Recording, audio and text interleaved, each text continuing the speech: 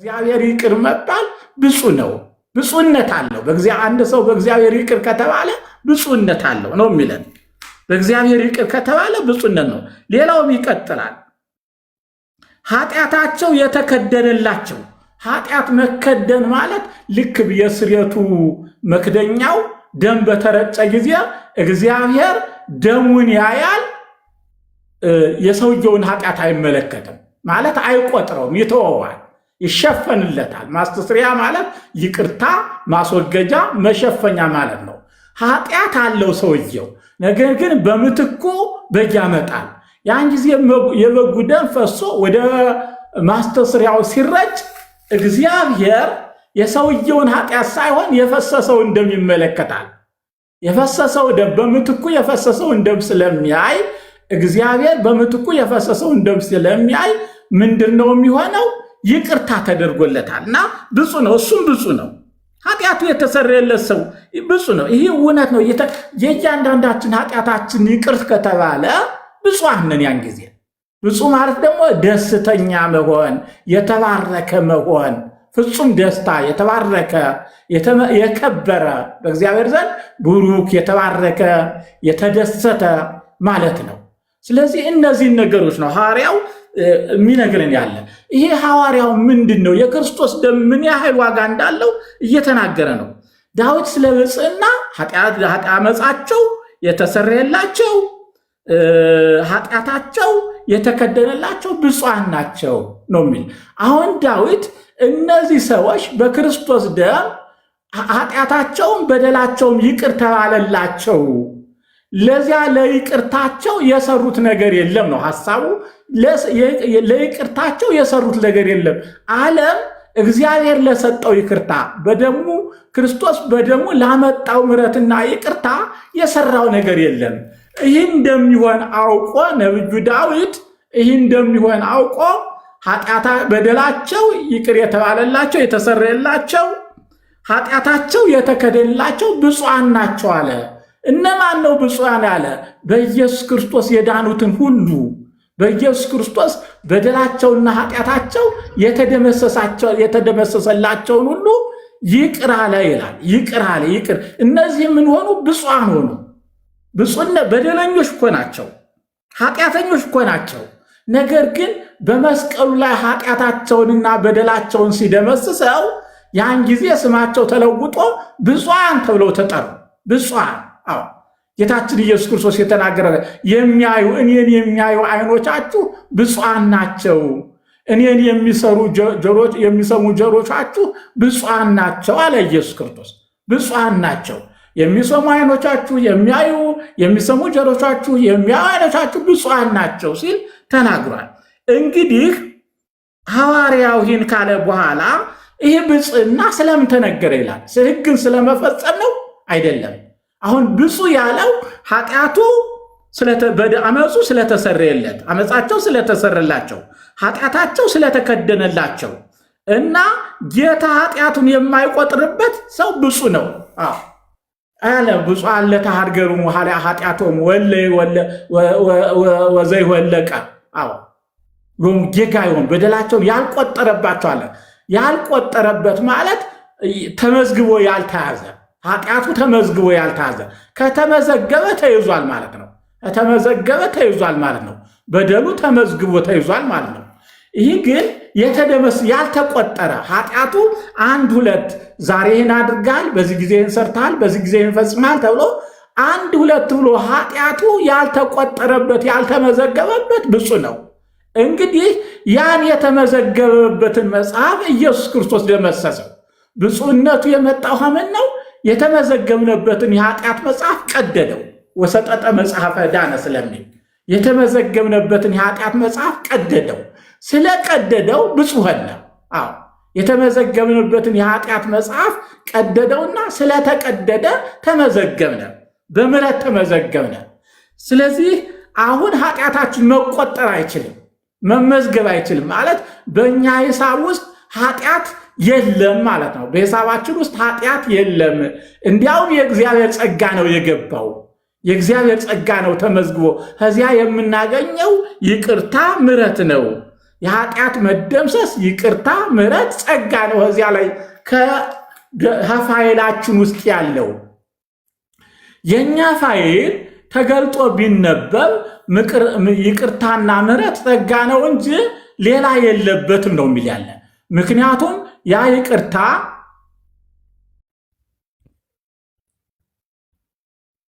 ያ ይቅርታ አንዳችሁ ወርዳችሁ መምህር መቆየትን አስገቡልኝ እና ያ ይቅርታ ምን መሰላችሁ?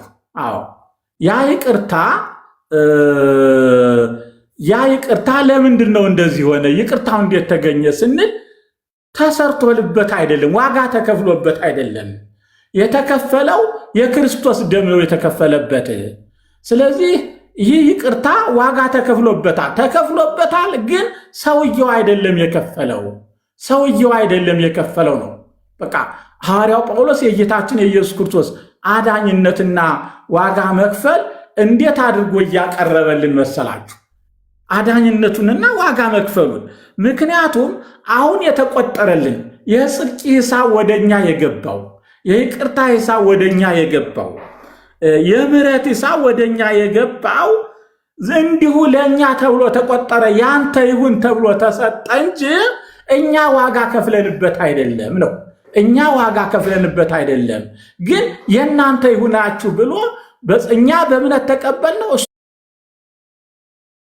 ደግሞ በጸጋው ሰጠን።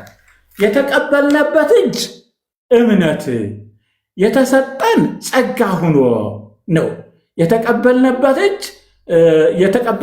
እጅ እምነት ነው። የተሰጠን ደግሞ ጸጋ ሆኖ ነው የተሰጠን እና ያ ኃጢአቱን የማይቆጥርለት ሰው ብፁዕ ነው ተባለ። ኢየሱስ ክርስቶስ ደግሞ ኃጢአታችንን አልቆጠረውም። በመስቀሉ ስላጠፋውና ስለደመሰሰው አልቆጠረው ነው የሚላለን። አዎ ኃጢአታችን ስለደመሰሰው አልቆጠረው። መቁጠር ማለት ያን ኃጢአት 1 2 ብሎ መናገር ነው። አዎ አንተ ይንሰርታል ልክ በማቴዎስ ወንጌል አለ አይደለ? ብራብ አላበላችሁም፣ ብጠማ አላጠጣችሁም ተብሎ የተዘረዘረ ነገር እንደዚያ እንዳይቆጠር አደረገው፣ ከቁጥር ውጭ አወጣው። አሁን እሱ ያንን ነገር ሌላ ቀለም ጻፈበት። ይቅርታንና ምሕረትን በፋይሉ ላይ ይቅርታና ምሕረት ተጻፈ። እገሌ ተብሎ ስሙ ተጠርቶ ይቅር ብያለሁ የሚል እንጂ ይህ ዕዳ አለብህ፣ ይህ በደል አለብህ ተባለ። ስለዚህ ከዚያ ገብቶ የተቆጠረው ኢየሱስ ክርስቶስ በደሙ ያስገኘው ምሕረት ነው፣ በደሙ ያስገኘው ይቅርታ ነው፣ በደሙ ያስገኘው ጸጋ ነው። ይሄ ነው ለኛ የተቆጠረው። ይሄ ነው ለኛ ያስቆጠረልን። አዎ ይሄ ነው ለኛ የተቆጠረው እንጂ ኃጢአት አይደለም። እሱማ ስለዚህ ምን ሆነልን ነው? ብፁዕ አሰኘን። አሁን ብፅዕና ሳይኖረን ብፁዕ የሚያሰኝ ነገር ሳይኖረን ብፅዕናውን አገኘነው። በማን? በስለኛ በሞተው በኢየሱስ ክርስቶስ ነው የሚለው። ይህን ይቀልልና ቁጥር 9 ላይ እንግዲህ ይህ ብፅዕና ስለመገረዝ ተነገረ ወይስ ደግሞ ስላለመገረዝ? የተገረዘ የኪዳኑ ምልክት አለው። የተገረዘ የአብርሃም የኪዳን ወራሽ ነው።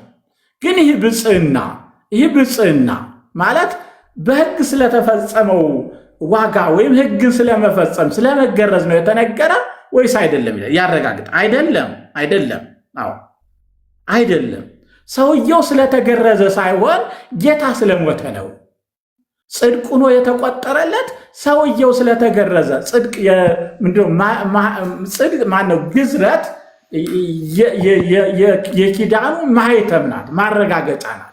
አሁን ታዲያ ስለተገረዘ ነው ሰውየው ጻድቅ ተብሎ የተጠራው፣ ስለተገረዘ ነው ሰውየው ብፁዕ የተባለው፣ ሰውየው ስለተገረዘ ነው ብፁዓን ተብሎ የተገረዘው አይደለም። ታዲያስ ምክንያቱ ምንድን ነው? አመፃቸው ስለተደመሰሰላቸው። አመፃቸው በምን ተደመሰሰ? በመስቀል ላይ ክርስቶስ ደሙን ሲያፈስ ኃጢአታቸውን አጠበው። ወደሙ ለእግዚእነ ኢየሱስ ክርስቶስ ያነጽሐነ እምኩሉ ኃጣውኢነ። የጌታችን የኢየሱስ ክርስቶስ ኃጢአት ማነው? ደም ከኃጢአታችን ሁሉ ያነጻናል ተባለ። ብፅዕናውም የተገኘ ኢየሱስ ክርስቶስ በመስቀል ላይ ባፈሰሰው ደሙ ነው። ባፈሰሰው ደሙ ነው። በዚህ ይቅርታን ሰጠ። ኃጢአታችንን ያልቆጠረው በመስቀል በተሰቀለ ጊዜ የተጻፈ ኃጢአታችን የተጻፈበት የሞት ደብዳቤ ስለተቀደደ ነው ይላል። ስለተቀደደ ነው። ስለተቀደደ አልተቆጠረም ይላል። አዎ እንደዚያ ከሆነ አብርሃም እንዲያው ጽድቅ ተቆጠረለት የሚለው አብርሃም ምሳሌ ያመጣል። እምነቱ ለአብርሃም ጽድቅ ሆኖ ተቆጠረለት እንላለንና ይላል። እንዴት ተቆጠረለት ይጠይቃል። እንግዲህ አብርሃም እምነቱ ጽድቅ ሆኖ ተቆጠረለት። እምነቱ ጻድቅ አሰኘው። ምኑ የሚለውን ነግሬያቸዋለሁ። በ100 ዓመትህ ትወልዳለህ ተባለ። አልተጠራጠረም። አዎን አለ። አዎን እወልዳለሁ አለ። ያን አዎን ማለቱን በእምነት እግዚአብሔር ይችላል ነው። እምነት እኮ እግዚአብሔር ይችላል። እግዚአብሔር ችሏል። አሁንም ከከነዓን ከማነው ከከላውዲዮን አውጥቶኛል። በዚች ሀገር አኑሮኛል። በሄድኩበት ሁሉ ጠብቆኛል። እግዚአብሔር እስካሁን ችሏል፣ አሁንም ይችላል። የ90 ዓመት አሮጊት ትጸንሳለች፣ ትወልዳለች፣ የ100 ዓመት ሽማግሌም ይወልዳል ብሎ አመነ። እግዚአብሔር ደግሞ ይህን ጽድቅ ይሁን ብሎ ቆጠረለት። እንዲያው በጽድቅ ውስጥ አስገባለት። ጻድቅ አሰኘው። አብርሃም ጻድቅ ሆነ። በምን? በእምነቱ ስለተቀበለው። ይህን ነው የሚነግረን ያለ ሐዋርያው ጳውሎስ። መቼ እምነቱ እንግዲህ አብርሃም ምንድን ነው ይላል። አብርሃም እንዴት እንደሆነ ይናገር። እምነቱ ለአብርሃም ጽድቅ ሆኖ ተቆጠረለት እንላለንና እንዴት ተቆጠረለት ይላል። ይተነትናል። ተገዝሮ ሳለ ነው ወይስ ሳይገረዝ? አዎ ተገዝሮስ አይደለም፣ ሳይገረዝ ነበር እንጂ። አብርሃም ጻድቅ ብሎ የተገረዘ ይህ ጽድቅ ሆኖ ተቆጠረለት የሚለው በምዕራፍ 15፣ ተገረዝ የተባለ በምዕራፍ 17። ቅደም ተከተሉ የተለያየ ነው። ጻድቅ የሆነው ሳይገረዝ ነው። ይህ ለአሕዛብ ነው። አሕዛብ ባይገረዙም በጌታችን በኢየሱስ ክርስቶስ መስቀል ላይ በፈሰሰው ደግሞ ጻድቅ ሆነዋል። ብቻ ያንን ማመን ነው እኮ ነው። ስለኔ ሙተዋል ብለው በተቀበሉ ጊዜ ያን ጊዜ አሕዛብ ጻድቅ ሆነው ይጠራሉ ነው፣ ጻድቃን ይባላሉ።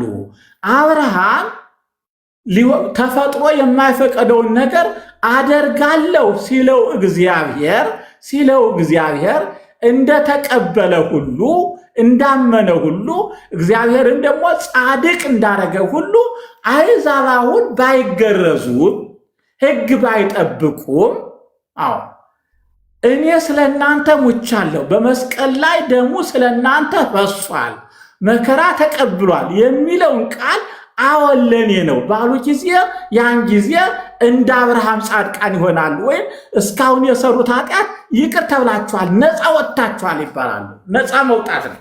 ነፃ ወጥታችኋል ተብለው ይረጋገጥላቸዋል ብሎ ያመሰጥራል። ድንቅ አመሰጣጣ ነው። በጣም የሚደቅ ደስ ይለኛል ይህን ሳነበው። አዎ እንደዚህ ብለው ይድናሉ። ምክንያቱም ከተቀበሉት ተመልኮት ከተቀበሉት መሞቱን አሁን ስለ እያንዳንዳችን ኃጢአት በመስቀል ላይ ተሰቅሏል የሚለውን የኢሳይያስን ትንቢት ያልተገረዙ አሕዛብ ኃጢአት የነበረባቸው ኃጢአት ባለ ኃጢአቶቹ በኃጢአተኞቹ አሕዛብ በተቀበሉት ጊዜ ያን ጊዜ ይጸድቃሉ፣ ነፃ ናችሁ ይባላሉ። ከሰራችሁት ኃጢአት ነፃ ናችሁ ተብለው ይታወጅላቸዋል።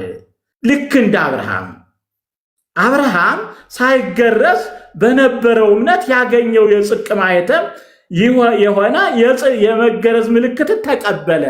እንዲያው ላገኘው እምነት የጽድቅ ምልክት እንዲሆነው ነው ግዝረቱ ነው የሚለው። ሳይገረዝ ለተቀበለው እምነት ላለው እምነት ሳይገረዝ ላለው እምነት የጽድቅ ሳይገረዝ ለተቀበለው ኪዳን የጽድቅ ምልክት እንዲሆንለት ማኅተም ማረጋገጫ እንዲሆንለት እግዚአብሔር ለሰጠው ኪዳን ሳራ ትጸንሳለች፣ ይስሐቅ ይወለዳል፣ ኪዳኔን በእሷ አጸናለሁ ብሎ እግዚአብሔር ለገባው ኪዳን ማረጋገጫ የሆነው ዘንድ ማንን ሰጠው? ግዝረትን ሰጠው። አዎ ግዝረት ስውሃቦ ጌታችን ኢየሱስ ክርስቶስ ብሏል። ምልክት እንድትሆነው ተሰጠ ይላል። ማኅተም እንድትሆነው ተሰጠ ይላል ጌታችን ኢየሱስ ክርስቶስ። ጳውሎስም ይህን ነው የሚናገረው። አዎ የጽድቅ ማኅተም የሆነ የመገረዝ ምልክት ተቀበለ። ይህም እነርሱ ደግሞ ጻድቃን ሆነው ይቆጠሩ ዘንድ ሳይገረዙ ለሚያምኑ ሁሉ አባት እንዲሆን ነው። ሳይገረዙ ለሚያምኑ ሁሉ አሕዛብ ናቸው እነዚህ። ሳይገረዙ መልካም ሥራ ሳይኖራቸው ኢየሱስ ክርስቶስ በሞቴ አድኛችኋለሁ ሲላቸው አዎን አድነህናል በማለታቸው የአብርሃም ልጆች ይባላሉ እና ጻድቃን ይባላሉ።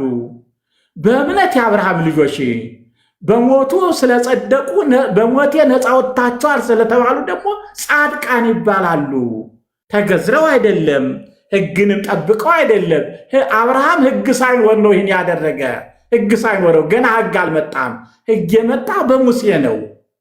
በአብርሃም ጊዜ ሕግ አልነበረም። ለአብርሃም እምነት ነው የተሰጠው እንጂ ሕግ አይደለም። ሕግ ሳይኖር ነው አብርሃም የጸደቀው ጻድቅ የተባለው። ግን እግዚአብሔር የነገረውን ሁሉ አምኖ ተቀበለ። አዎ እግዚአብሔር የነገረውን ሁሉ አምኖ ተቀበለ። አምኖ በተቀበለ ያን ጊዜ እግዚአብሔር ጻድቅ ነህ አለው፣ በጽድቅ ውስጥ አስገባው። እንደዚሁም ጌታችን ኢየሱስ ክርስቶስ የሰጠንን ያደረገልንን ያፈሰሰውን ደም ሁሉ አምነን በተቀበልን ጊዜ ደግሞ ኃጢአታችን ይታጠባል። ያ እምነታችን ደግሞ ጻድቃን ያደርገናል። ጻድቃን እንሆናለን።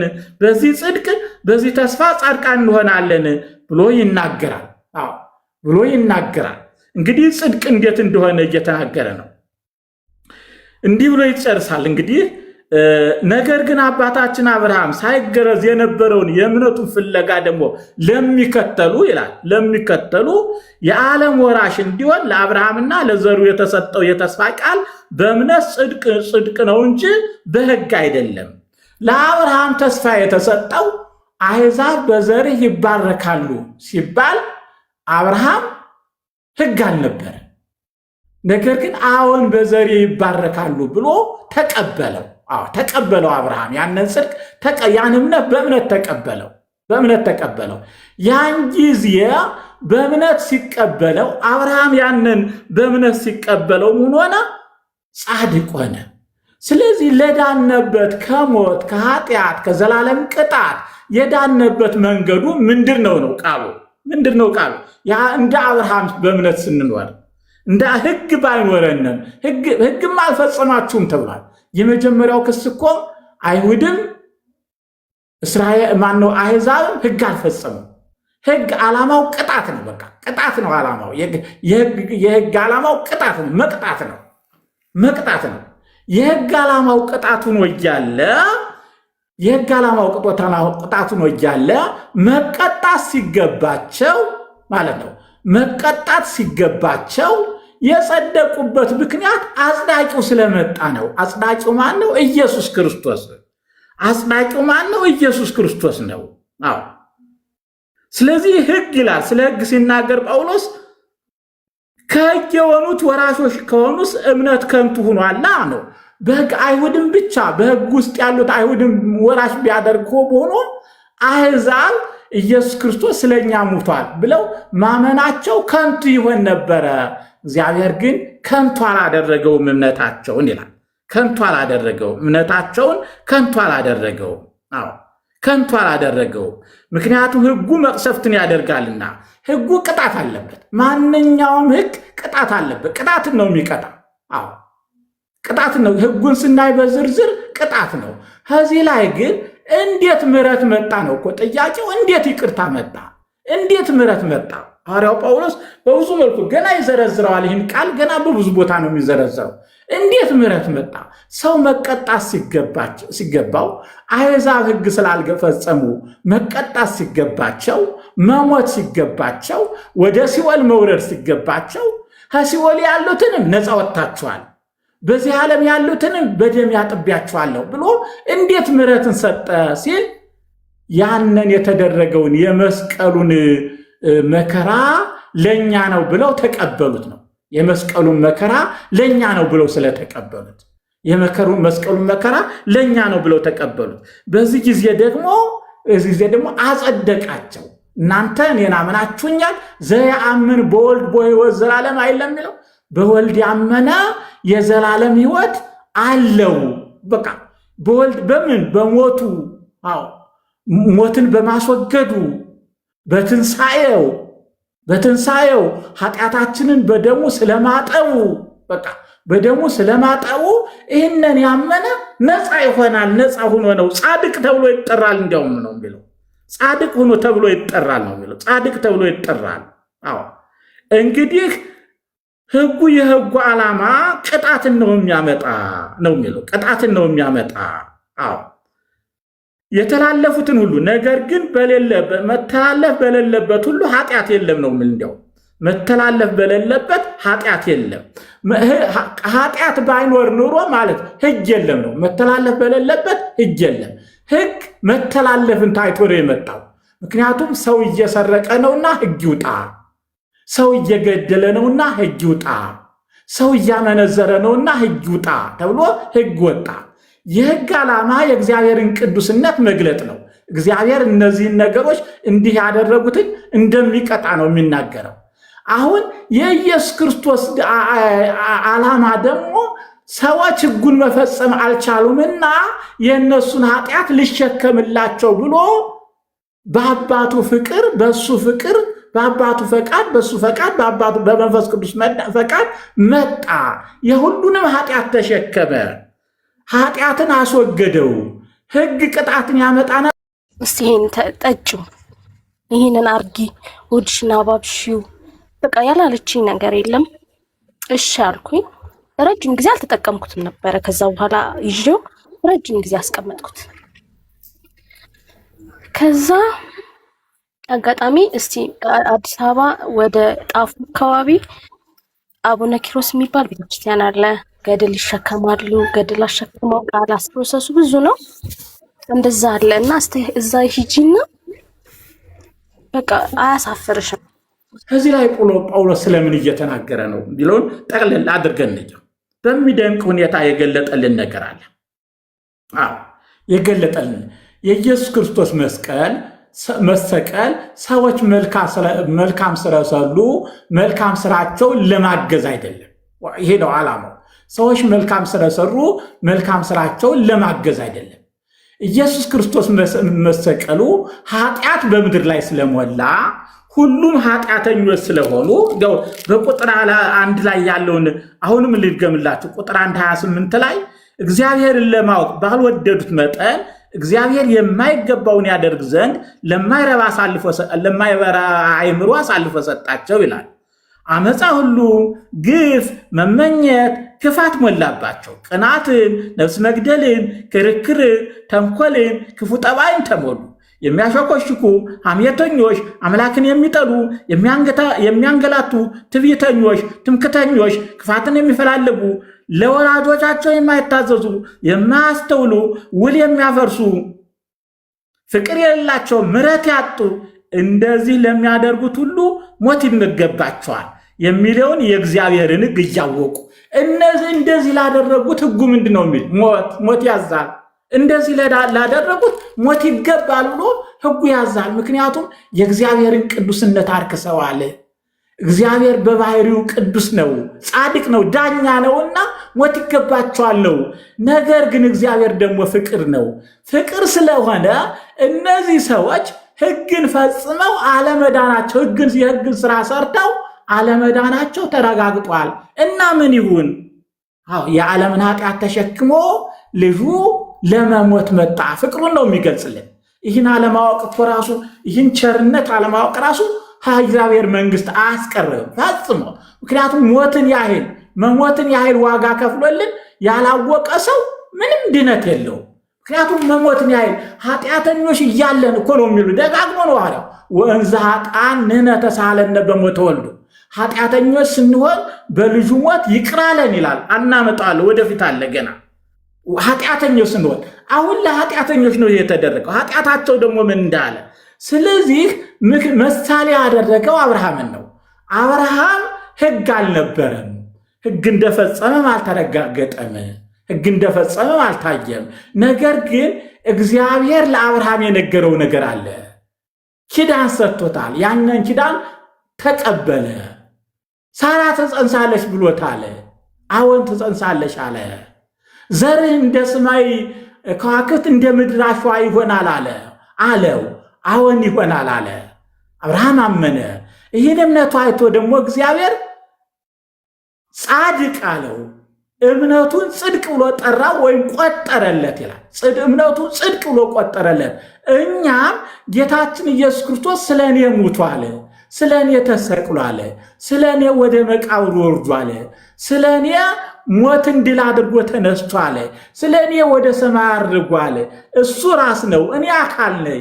በሰማይ እንድኖር ስለ እኔ አርጓል። ዳግመኛ ይመጣል፣ እኔን ሊወስድ ክብርን ይሰጠኝ፣ ጸጋውን ለዘላለም ያው ሊያደርገኝ፣ በመንግስቱ ሊያኖረኝ ብለን ባመነ ጊዜ ያን ጊዜ ጻድቃን እንሆናለን፣ ከሱ ጋር መኖር እንጀምራለን። አዎ ይሄ አብርሃምና እኛ የተነጻጸርንበት ነው። ቀጥሎ ደግሞ የዳዊትን አመጣ። ዳዊት ትልቅ ኃጢአት ሰርቷል። አዎ ነገር ግን እግዚአብሔር ማረው፣ ይቅር አለው። በድያለሁ አለ፣ ይቅር አለው። ስለዚህ ዳዊት ለዚህ ዘመረ። ኃጢአቱ አመፃው የተሰረየላቸው ሰዎች ብፁዓን ናቸው አለ። አመፃቸውን እግዚአብሔር ይቅር ያላቸው ይቅር ስለተባሉ ብቻ ብፁዓን ናቸው። ይቅር ስላላቸው ይቅር መባል ብፁዕነት ነው። ይቅር መባል ብፁዕነት ነው። በእግዚአብሔር ዘንድ ይቅር መባል ብፁዕነት ነው። ኃጢአቱን ያልቆጠረበት ወዘይወለቀው ሎቱ ኩሎ እየጋዮ በደሉን ሁሉ ያልቆጠረበት ሰው ሁሉ ብፁዕ ነው። ስላልቆጠረበት ብፁዕ ነው ብሎ ይናገራል። በዚህም በደላችንን አልቆጠረም፣ ኃጢአታችንን አስወገደ፣ አመፃችንን አስወገደ። ስለዚህ እኛ ብፁዕ ነን።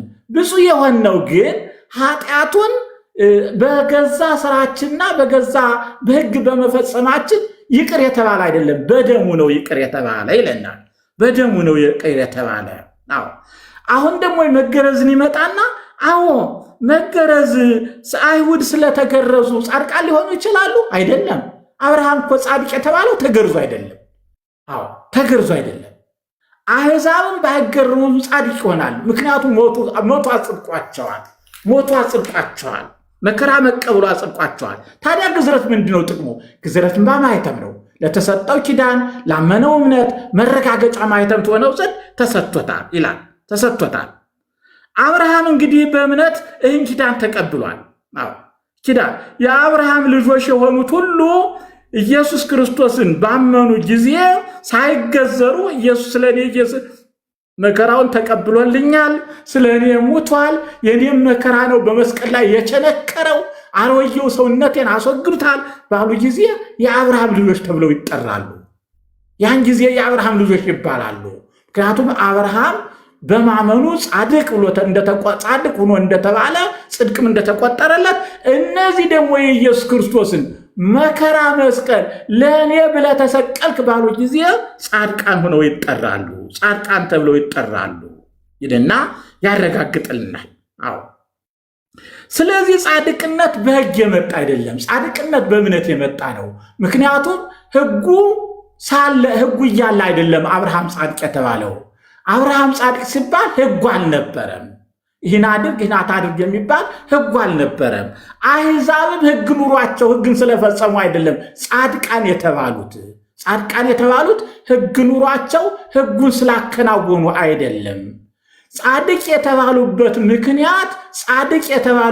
ምክንያት ኢየሱስ ክርስቶስ በመስቀል ላይ ኃጢአታቸውን ስላጠበው ነው፣ ስላስወገደው ነው። በመስቀል ላይ ሆኖ ሁሉም እንዲድኑ ፈቃዱ ስለሆነ የሚሰቅሉትን ሰዎች እንኳን ይቅር በላቸው ብሏል። ኦሪገን የተባለው ሊቅ የተናገረው ነገር አለ። ኢየሱስ ክርስቶስ በመስቀል ላይ የተናገረው ቃል ሳይፈጸም አይቀርም ይላል እና በመጨረሻ ጊዜ አይሁድ ሁሉ ሊድኑ ይችላሉ። ምክንያቱም የእሱ ቃል መፈጸም አለበት። ይቅር በላቸው፣ አባቱም ይሰማል እሱም ይቅር ይላል። ስለዚህ ይቅርታ አይቀሬ ነው ለአይሁድም ብሎ ተናግሯል። ይቅርታ ለአይሁድ አይቀሬ ነው። የሰቀሉት አይሁድ ራሱ ይቅርታ አንድ ቀን፣ ምክንያቱም ይቅር በላቸው ያለው ቃል የሚታበል አይደለም ይላል። የሚታደል ሁልጊዜ እንደተረጋገጠ ነው የሚኖር። ይቅር በላቸው ማለት በሱ ዘንድ ይቅር ተብለሃል እንደማለት ነው የሚቆጠረው እንጂ ምኞት ብቻ አይደለም። የሱ ምኞት ጸሎት አይደለም፣ ውሳኔ ነው የሚለው። በቃ ውሳኔ ነው። ይቅር ተብለሃል ማለት ይቅር በላቸው ማለት ውሳኔ ነው። ይቅር ተብለዋል ማለት ውሳኔ ነው። የእግዚአብሔር የኢየሱስ ክርስቶስ ውሳኔ ነው። ውሳኔው ደግሞ አይታጠፍም ብሎ ጽፏል። አዎ እንግዲህ ይላል ከሕግ የሆኑት ወራሾች ሆኑ። በዚህ አብርሃም እንዳመነ የአብርሃም ልጆች የተባሉት በእምነታቸው ነው። ከሕግ የሆኑት አይደለም ወራሽ፣ ሕግን የጠበቁ ብቻ አይደለም፣ ወይም ሕግ ያላቸው አይሁድ አይደለም ወራሽ የተባሉት፣ አሕዛብ ነው ወራሽ የተባሉት። አሕዛብ ደግሞ ሕግ አላወቁም። አብርሃም ደግሞ በሕግ አልነበረም። ሕጉ ተጽፎ ሳለ አብርሃም አልነበረም። ሕጉ መቅሰፍትን ያደርጋል። አይሁድ በሕጉ የሚተማመኑ ከሆነ ሕጉ እንዲያውም መቅሰፍትን ነው የሚያመጣ። ክርስቶስን መስቀላቸው ቅጣትን ነው የሚያመጣባቸው። ምሕረትን ሊያመጣላቸው አይችልም። ሌሎችንም ኃጢአት መስራታቸው ቅጣትን ነው የሚያመጣባቸው ይላል የእግዚአብሔር ቃል። ሕጉ የኢየሱስ ክርስቶስ መሞት ግን ምሕረትን አመጣ፣ ይቅርታን አመጣ፣ አዎ ሰላምን አመጣ፣ ወደ እግዚአብሔር መንግሥት መግባትን አመጣልን ብሎ ይናገራል። ወደ እግዚአብሔር መንግሥት መግባትን አመጣልን። ስለዚህ የኢየሱስ ክርስቶስ በመስቀል ላይ መሰቀል ምን ያህል ታላቅ እንደሆነ ያረጋግጥልናል ጳውሎስ ማለት ነው። የሰማነውን በልቡናችን ያሳድርልን። ስብሐት ለእግዚአብሔር።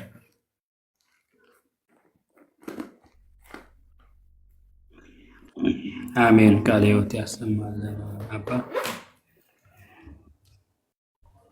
እሺ አብርሃም በእምነት ጸደቀ ሕግ ስላልነበረ፣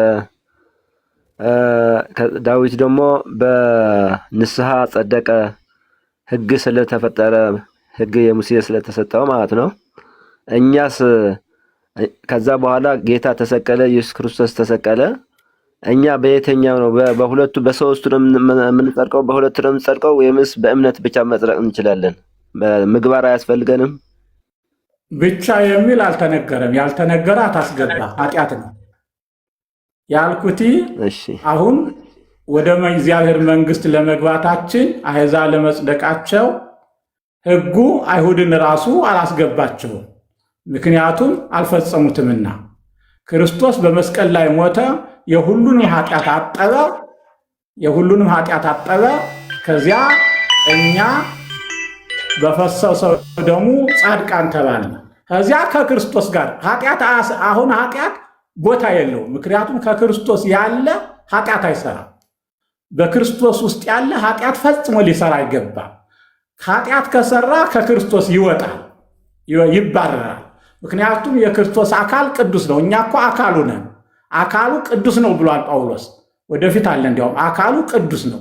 ቀንጭባችሁ ስለምትወስዱት ነው እንጂ ትንሽ ያለመረዳት ስለሚኖር አካሉ ቅዱስ ነው። የክርስቶስ አካል ከሆነ ቤተ መቅደስ ከሆነ ቤተ መቅደሱን ማርከስ አይቻልም ነው የሚለው ጳውሎስ። አይ ገብቶኛል እኮ አባ። ማለት ኃጢአት ከሰራን በኋላ ንስሐ ብንገባስ? ለምን ትሰራለህ? መቅደሱ እኮ ነው። ለምን ይረክሳል መቅደሱ? የእግዚአብሔርን መቅደስ ማርከስ አይቻልም። መቅደሱን ለምን እናረክሰዋለን? አይቻልም። መቅደሱን ማርከስ አይቻልም እኮ ነው። እሱማ ልክ ነው እኮ። ተቀድሰህ መቅደሱን በደሙ ተቀድሶ መቅደሱን ማለት ነው። ያ መቅደስ በደም አይደለም የሚመረጭ የነበረው፣ በደሙ ተቀድሶ መቅደሱናል። ከዚህ በኋላ ለምንድን ነው እንደገና የረከሰ መቅደስ የሚሆነው? የረከሰ የክርስቶስ መቅደስ አይደለም፣ የዲያብሎስ ቤት ነው የሚሆነው።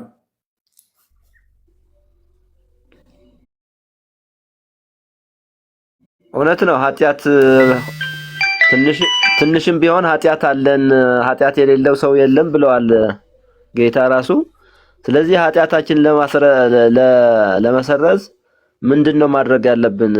ወዲያው መመለስ በንስሐ ወዲያውኑ። እሱ ነው እኮ የፈለኩት። መሰረታዊው ነገር መያዝ ያለበት መቅደስ ነን ነው። በቃ ክርስቶስ በደሙ ቀድሶ መቅደስ አድርገናል። መቅደስ ብቻ ሳይሆን አካል ሆነናል። እሱ ራስ እኛ አካል ነው የሚለው ቃሉ። እሱ ራስ እኛ አካል። ሰዎቹ እኮ አሁን ብዙዎቹ ምን መሰላቸው? አንዳንዶቹ ስላልገባቸው ነው። ጭራሹ ክርስትና ማለት አልገባቸውም፣ አያውቁትም። አንዳንዶቹ ደግሞ ስለማያነቡ ነው። አንዳንዶቹ ደግሞ ፍላጎት ስለሌላቸው ነው፣ የማንበብም የመረዳትም ፍላጎት። አንዳንዶቹ ደግሞ የእያንዳንዱን ቃል ስለማይረዱት ነው። ስለዚህ የእነዚህ ችግሮች አሉ በዚህ መካከል እና አንድ ሰው በክርስቶስ ደም ማለት የገባነበት መንገድ ደጋግም የተናገርኩት የገባነበት መንገድ ምንድን ነው ሲባል በክርስቶስ ሞት ነው ወደ መንግስቱ የገባ ነው። አሁን ያለ ነው ክርስቲያን የሆነው በክርስቶስ ሞት ነው፣ ደማችን ታጥቦ ነው። ከዚህ በኋላ ምንድን ነው ስንባል አካሉ ነን፣ የክርስቶስ አካል ነን። አካሉን ማርከስ ደግሞ ትነሱኑ አባሎ ለክርስቶስ ትነሱኑ አካሎ ለክርስቶስ ወትረሲዎ አባለ ዘማድ የክርስቶስን አካል ወስዳችሁ የአመንዝራነትና የዝሙት አካል ታደርጉታላችሁን ብሎ ይጠይቃል ጳውሎስ።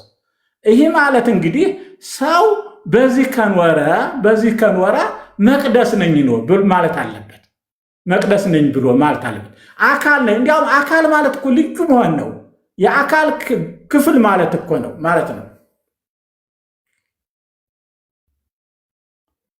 ይህ ደግሞ በቅዱስ ቃሉ ያለ አካል ናችሁ፣ በቅዱስ ቃሉ ያለ ነው።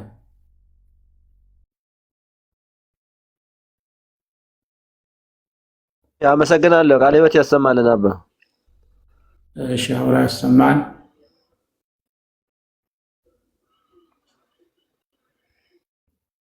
ከሕግ አንጻር የተያዙት ናቸው ወይስ ጠቅላላ ኃጢአት ነው? ማለት አዳማዊነታችንም ራሱ የረከሰ ማንነት ስለነበረ እሱ ከዚህ ኃጢአት ጋር ተዳብሮ ወይ አብሮ መነገር እየተነገረበት ነው ወይስ በኋላ ስለመጣው ኃጢአትና በኋላ ስለመጣው ሕግ ነው? ጠቅላላ ምዕራፍ አንድን ያነበብኩት እኮ ኃጢአት የትኛ ነው ለማለት ፈልጌ ነው። ስለዚህ ያን ኃጢአት ከምዕራፍ 1 ምዕራፍ 2 የተዘረዘሩት ኃጢአቶች በሙሉ በዚህ ላይ ሁለት ነገሮች የታዩት ሕጉን መፈጸም ያቃታቸው አይሁድ፣ ሕግ የሌላቸው አሕዛብ ሁለቱም ድምር ኃጢአተኞች ናቸው አለ። ስለዚህ እነዚህን ክርስቶስ አጸደቃቸው ነው። ያጸደቃቸው ደግሞ ኃጢአትን ዝም ብሎ በመመልከት ሳይሆን ኃጢአት የሚያመጣውን ቅጣት ተቀብሎ ነው ጻድቃን ያደረጋቸው። የእኛን ኃጢአት ስለተሸከመ ነው ማለት ነው እንጂ በነፃ አይደለም። ድነታችን በነፃ አይደለም። እሱ ስለተቀበለው ለእኛ ነፃ ነው። ግን እሱ ተቀብሎት ነው የእኛን ኃጢአት። እግዚአብሔር ኃጢአትን ዝም ብሎ እንደማያይ የሚያረጋግጥ ቃል ነው ማለት ነው። እግዚአብሔር ኃጢአትን ዝም ብሎ አያይም እና የተዘረዘረውን ነው በሙሉ። አዳምና ለሔዋን ኃጢአት ከሰሩ በኋላ ከልጅ ልጃችሁ ተወልጄ አድናቸዋለሁ የሚል ቃል ስለገባ ምናልባት ቃሉ ላለመሻር ብሎ ነበር። የት ላይ ነው እንዲያሚለው? የት ላይ ነው እንዲያሚለው? ለአዳምና ሔዋን እንደዛ አላላቸውም? ከልጅ ልጃችሁ ተወልጄ የት ላይ ነው የምለው ብሏል። ስለ የት ላይ ነው አንበው? የት ላይ ነው? እርግጠኛ አይደለሁም። ምዕራፍና ቁጥር ብዙ እንትን አይደለሁም፣ ግን እንደዛ የሚል የተማርነው መስለኛል። ኋላ ነው ቀለሚንጦስ ነው የጻፈው። እሱ ቀለሚንጦስ የተባለው የቤተክርስቲያን አባት ነው የጻፈው እንጂ ለአዳምና ሔዋን የተገባው ቃል የመጀመሪያው የእባቡን ራስ ትቀጠቅጣለህ፣ የሴቲቷ ዛር የእባቡን ራስ ይቀጠቅጣል የተባለው ነው።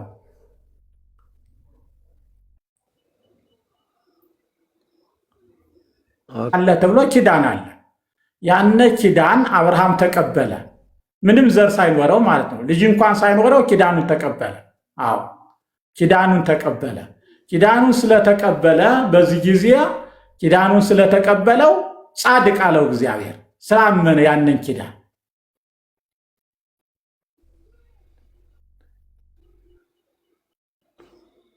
እሺ እሺ፣ ሁለቱ ማን ይቀድማል እያለ ነው። ምንድነው ኢየሱስ ክርስቶስ ያደረገለትን ሰው ያምናል። ሲያምን ደግሞ ያ ባመነው እምነት ጸጋው ይሰጥ። ጸጋ ከእግዚአብሔር ነው፣ እምነት ከሰው ነው። ሁለቱ ይለያያሉ። እምነት ኢየሱስ ክርስቶስ ላደረገው ነገር የምትመልሰው መልስ ነው። ኢየሱስ ክርስቶስ ስላንተ ኃጢአትህን በቀራንዮ አደባባይ ተሸክሟል የሚለውን ቃል አዎን ስለ እኔ ኃጢአትን ተሸክሟል ስትል ያን ጊዜ ደግሞ ይህን በማመንህ የዘላለም ሕይወትን አግኝተሃል የሚል ጸጋ ይመጣል ማለት ነው።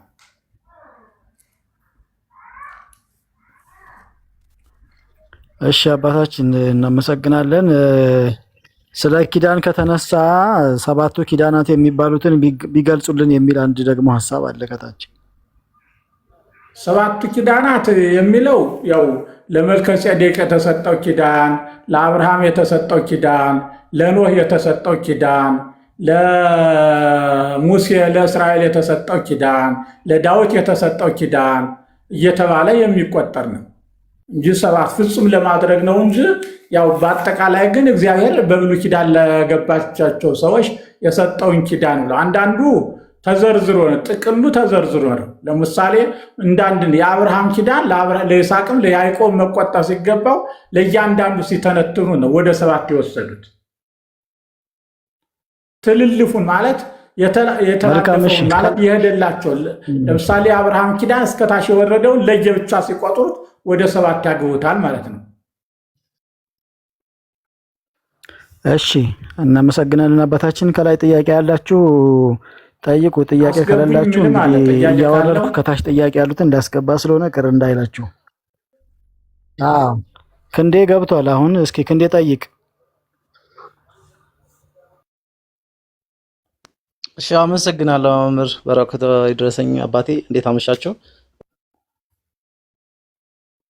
እግዚአብሔር ይመስገን። እግዚአብሔር ይባርክህ።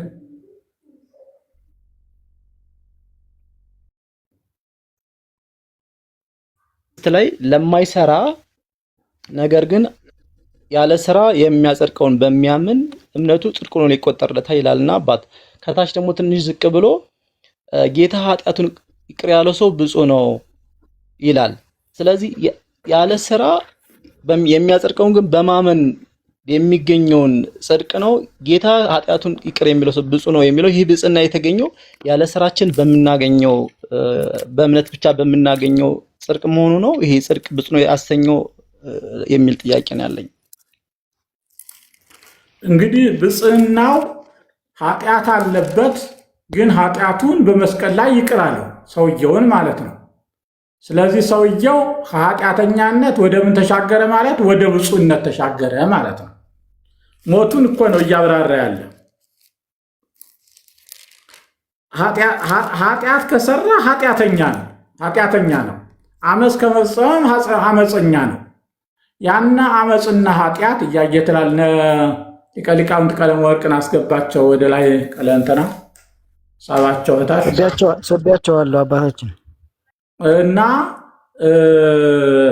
አሁን አመፀኛና ኃጢአተኛ የተባለው ሰውዬ ከታች ምዕራፍ ቁጥር 1 ስታየው ዓለም እንዴት ኃጢአተኛ እንዴት አመፀኛ እንደሆነ እየተናገረ ነው የመጣው።